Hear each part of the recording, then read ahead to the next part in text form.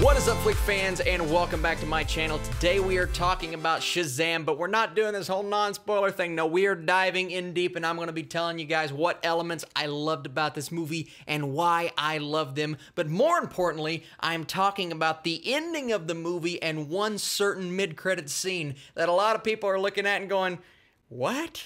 And let me tell you, the end of Shazam is full of surprises, both for the casual movie fans, DC fans, and superhero movie lovers alike. And while most things in the movie are pretty obvious, there are some epic things that happen and people are going, is that in the comic books? Because I do not recall. So today I thought I would share some spoiler-filled knowledge about the end of the movie and that one very important plot point, the really exciting thing that happens. I'm going to talk about that, and of course, a certain mid-credit scene. Now, there are two post-credit scenes. One is pretty self-explanatory, and actually, they showed that one in the trailer. Not cool, DC. But the other one gets a little freaky, and that's what we're talking about today. If you guys like this kind of video, let me know. I'll do similar things to Game of Thrones. I'll do similar things to Avengers Endgame when that comes out. If you don't like it, let me know that as well. And spoiler alert if you haven't figured that out already. So at the end of Shazam, when Shazam is on his knees at the mercy of Dr. Sivana after a really entertaining battle, some very comedic moments. I love the moment when they're very far apart from each other. Sivana is sitting here describing his evil plan and Shazam's just standing there like, what? I can't hear you, but you gotta speak up. So the battle itself was great, but it comes down to the moment where Shazam is on his knees trying to figure out, how am I going to take this guy down? All of a sudden, Billy has this idea. He is going to outsmart the Doctor by telling his foster siblings who are gathered around him to grab the enchanted scepter by calling out his name, not Billy, which was another great gag. Everybody goes, Billy! And it's great. They scream Shazam, and the family gets gifted with the same powers as Billy. The Shazam family has officially graced the big screen for the first time in history, and if you need something to compare them to, think Batman and then Robin and Batgirl, kind of the sidekicks to Shazam as the main superhero. And yes, they were originally known as the Marvel family, which was changed, of course, because of the whole Captain Marvel thing, which we don't need to get into right now. These characters were created in 1942 when Shazam was crazy popular in the comic world. The family looked a lot different, but the core remained when Jeff Johns rebooted the team in the New 52 very recently. The team was made up of his foster siblings, where together they battled Black Adam, whom The Rock should be playing soon. I don't know if he's going to, but he should be. Regardless, this team has been tackled multiple times in the comics, in the animated world, in certain animated movies, and now the big screen. My personal favorite is Darla, but I think they all have a great dynamic together, and I loved their chemistry on screen, both as adults and children. Also, another really cool tidbit, an Easter egg if you will, is the majority of the cast playing the adult versions are actually the folks that were cast in Mad Max's own George Miller's failed Justice League movie from many years back called Justice League Mortal. You have DJ Catrona, who was supposed to be Superman, Adam Brody, who was supposed to be the Flash, so on and so forth. I found that to be a really awesome nod. It's something that DC did not have to do, but I love the casting decisions, and they all did a great job of personifying the kids that they were playing. So that was the ending to the actual movie. Now let's get into the mid-credits scene. So what the heck was the little caterpillar thing? That little caterpillar thing was actually in a jar when Dr. Sivana first walks into the wizard's lair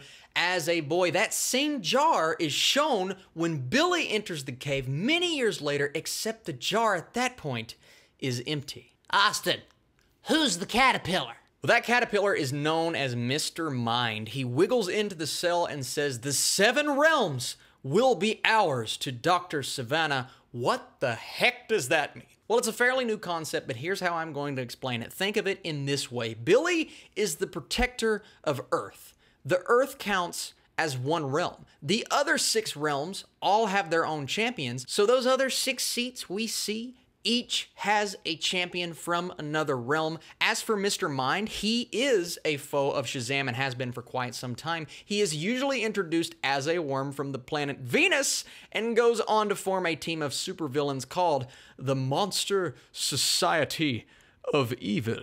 So clearly there is a huge road they could explore here. Once again, I want to see Black Adam, but Patience, Austin. If they give us Mr. Mind and this society of evil, I think that's pretty exciting. And yeah, those are basically the things in Shazam that raise the biggest questions. This is a film that answers a lot of the questions that it proposes, and it does it in a way that is so fun, so full of joy and happiness. And I'm not talking about the character, I'm talking about the entire film. And I, as an audience member, had such a good time watching this movie that I want to go back and explore all of the Easter eggs and all of the nods, because we know there are so many in there. They throw out these nods to the Justice League. We see the Aquaman shirt, the Batman action figure that he throws at the villain. I loved that moment. And then Superman shows up. That's right, Superman actually comes in. Now, we've talked about the ending, the final battle, but that final scene when it cuts off, speaking of cutting off, it cuts off Henry Cavill's head. Listen, I don't even know if that was Henry Cavill, but somebody was in a Superman suit, and since Henry Cavill is not coming back as Superman, they nixed him. All I know is that if we would have gotten a full-bodied Superman, I would have lost my mind in that theater. I still kind of lost my mind because it was such a cool nod, and I loved that moment. But come on, give us his head. Yeah, we basically get nods to the entire Justice League, from the Batarang to the bullet that hits Superman. I loved all of those moments. It is a film that acknowledges that it's in a bigger universe, but somehow manages to stand on its own because it's so different from anything else we've seen in the modern DCEU. And I love that it tackles family and relationships and where Billy is as a boy who is growing up, not knowing where his mother is. His entire journey is finding his mother, yet finding himself in the process. And by the end of the movie, we see a really good story arc for Billy. He starts out as kind of this rebellious kid who is sad, and you can tell deep down, but he takes it out on other people. He takes it out on the people trying to take care of him. And we knew it would go that direction in its own way. It's predictable, but I love that it went in that direction because Billy soon figured out that his family has been there this entire time. And the only reason we feel that way is because of the great casting decisions with the family. I thought the foster parents were great. I thought the entire family, all of the brothers and sisters, especially our boy from It, everyone is good. There was not a weak cast member in the bunch. Now, for Dr. Savannah's case, I thought he was an okay villain. I liked the fact that they tried to flesh him out in the beginning with that really good backstory of the car wreck. And then, of course, we see later on him getting the revenge on his father and his brother in the future. That scene, by the way, was very dark. It didn't feel out of place, and that's a good thing because this movie manages to balance the dark tone with the comedic tone.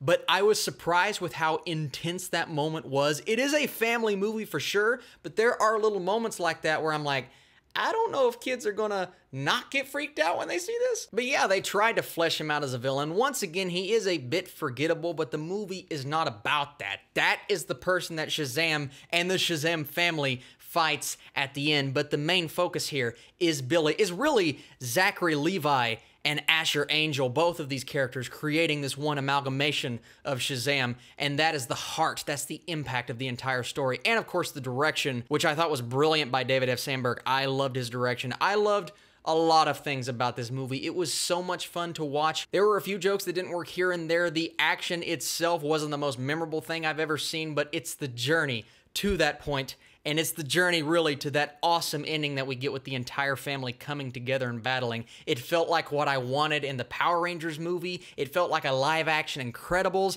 It was just so heartfelt. And for all of those reasons, I thought Shazam was an absolute blast. And I'm not going to do a score again or talk about the same points that I talked about in my spoiler-free review. You guys can check that out. It's on the channel right now, probably popping up above my head. But I truly appreciate you guys watching this video. I had a really good time talking about all of the spoilerific details, the ending, and the post-credit scene. Once again, if you want to see me do more things like this, I definitely will. Just let me know in the comments down below. You guys are the absolute best. This is not the only video coming out today. We have a lot of Netflix content dropping, and as always, a lot more movies to talk about. I will catch you very soon. You are listening to PopX Cast, where science fiction meets pop culture.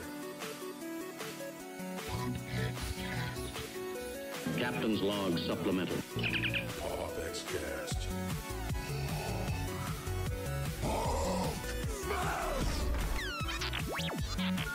Hasta la vista, baby.